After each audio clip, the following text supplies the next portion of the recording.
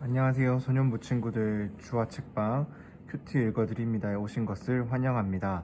1월 14일 목요일 우리가 오늘 함께 큐티할 말씀은 마태복음 2장 8절에서 12절까지의 말씀입니다.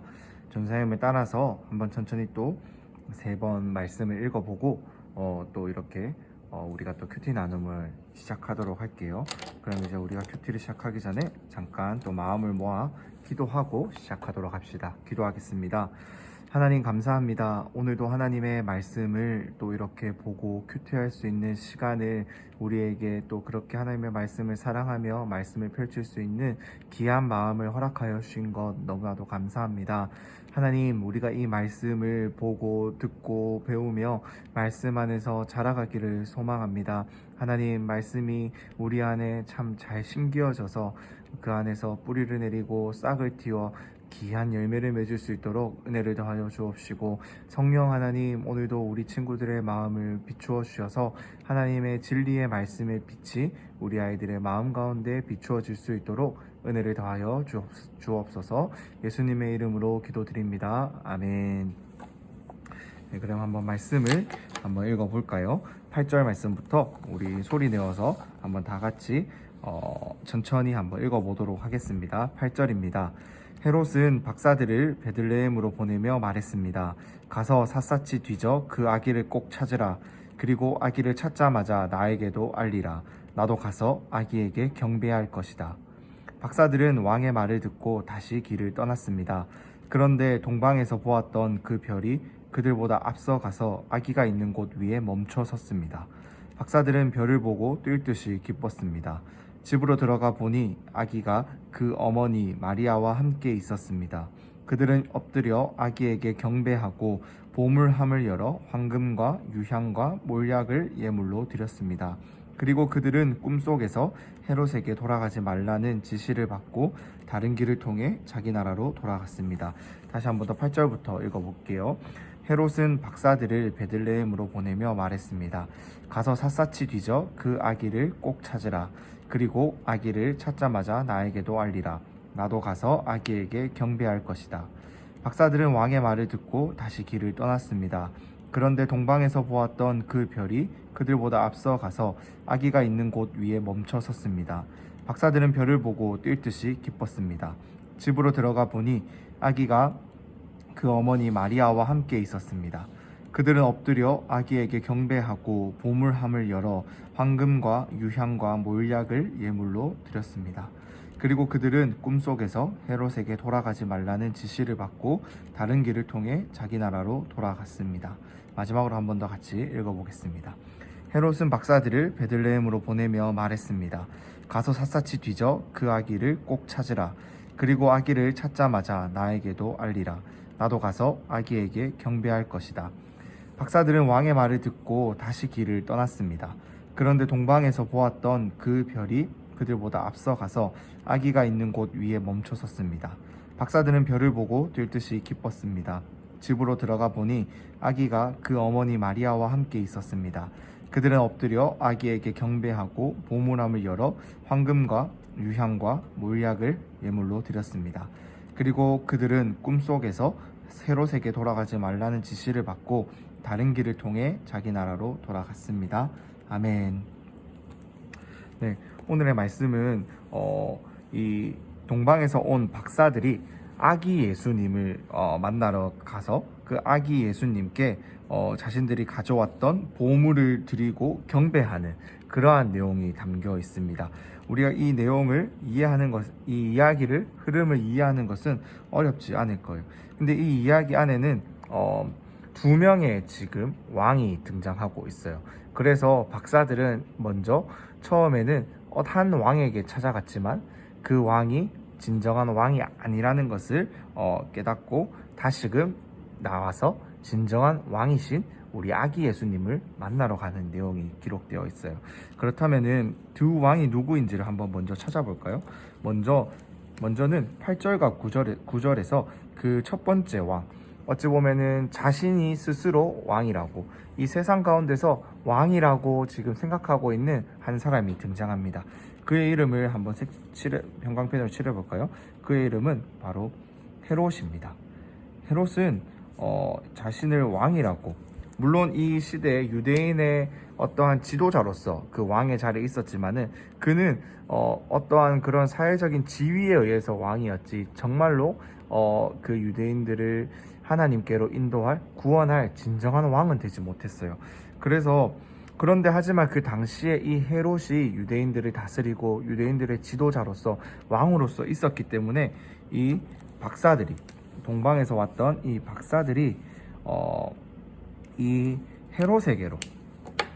헤롯에게로 이렇게 나와서 왕인 줄 알고 와서 그에게 인사하러 온 거예요. 하지만 이 헤롯은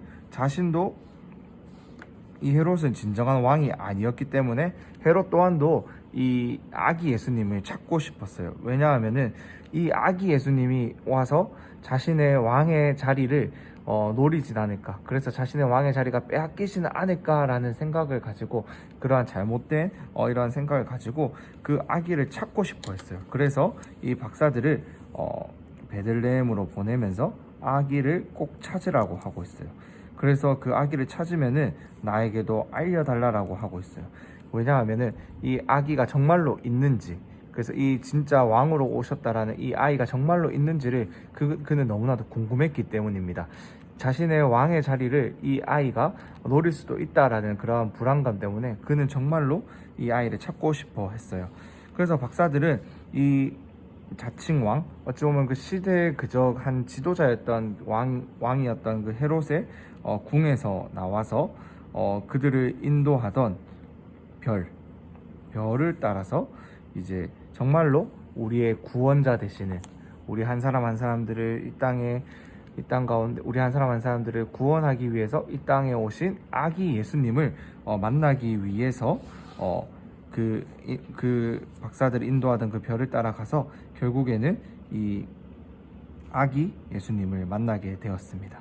그래서 11절에서 보면은 그 아기 예수님을 만나서 그들은 보물함을 열어서 황금과 유향과 몰약을 예물로 드렸어요. 이 황금과 유향과 몰약은 어떤 거냐면, 황금은 우리가 다 잘 알고 있겠지만은 유향은 이제 옆에 보면은 이제 단어를 풀이해 놓은 곳에서 발견할 수 있지만은 어찌 보면 요새로 치면 향수라고 할 수 있는 거예요. 이 몰약도 그런 비슷한 향수 같은 향이 좋은 이제 그런 제품인데, 이것은 당시의 왕에게만, 정말로 그 당시의 왕처럼 귀한 사람에게만 바쳐지는 물건이었어요.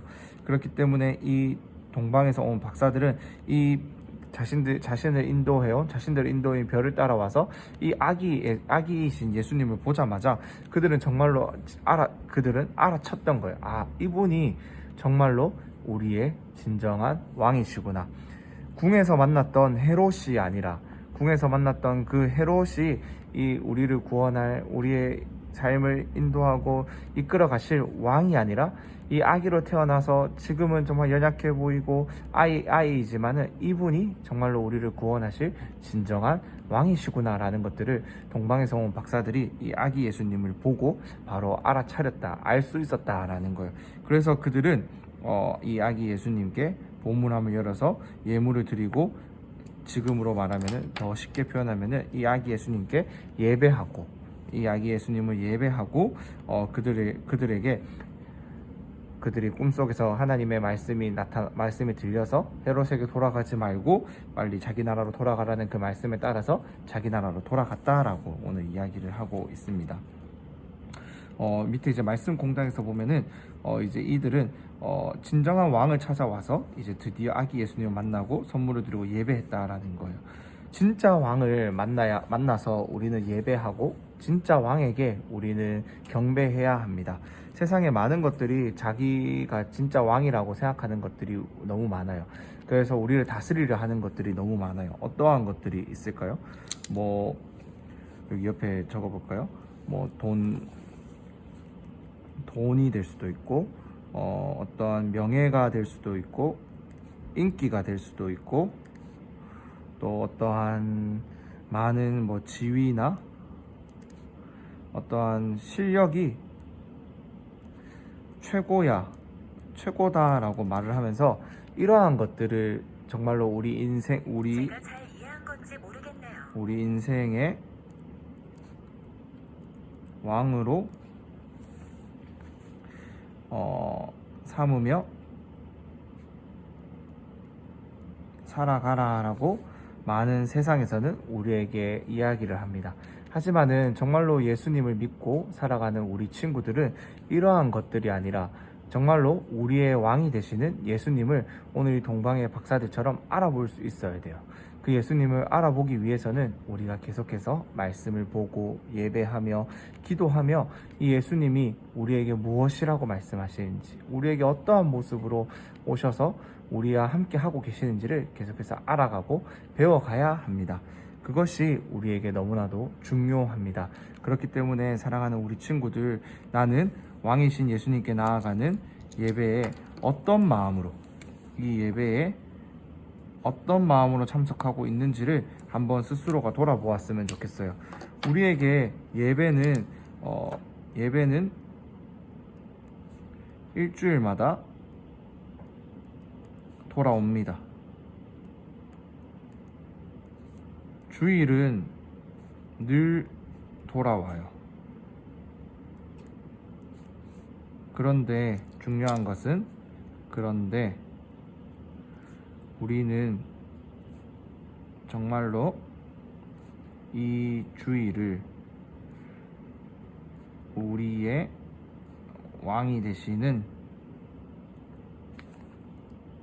예수님을 예배하는 날로 기억하며 기다리고 있을까요? 이 질문에 우리 친구들이 한번 오늘 하루 한번 잘 생각해보고 또 답을 한번 내려보았으면 좋겠습니다.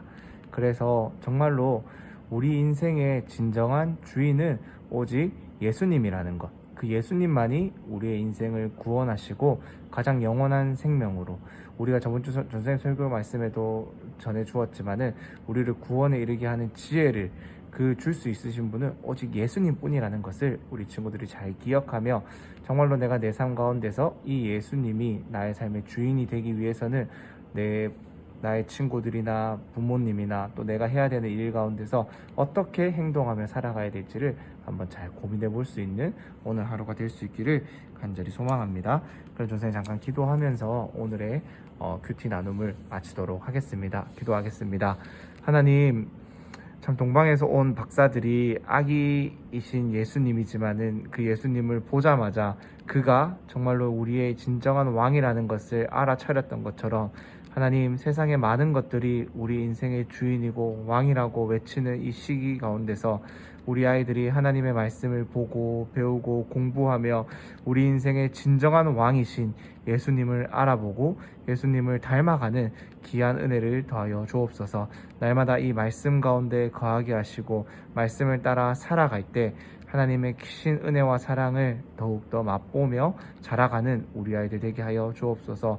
그래서 진정한 왕이신 주님을 예배하는 주일을 우리가 손꼽아 기다리며 우리의 삶 가운데서 그 주님을 주인으로 살아가는 삶이 얼마나 귀한 삶인지를 날마다 우리의 삶 가운데서 우리 부모님과 친구들과 또 형, 누나, 언니, 오빠들과 생활하면서 우리의 행동 속에서 드러내고 나타낼 수 있는 그러한 우리 친구들, 믿음의 친구들이 될 수 있도록 은혜를 더하여 주옵소서. 예수님의 이름으로 기도드립니다. 아멘.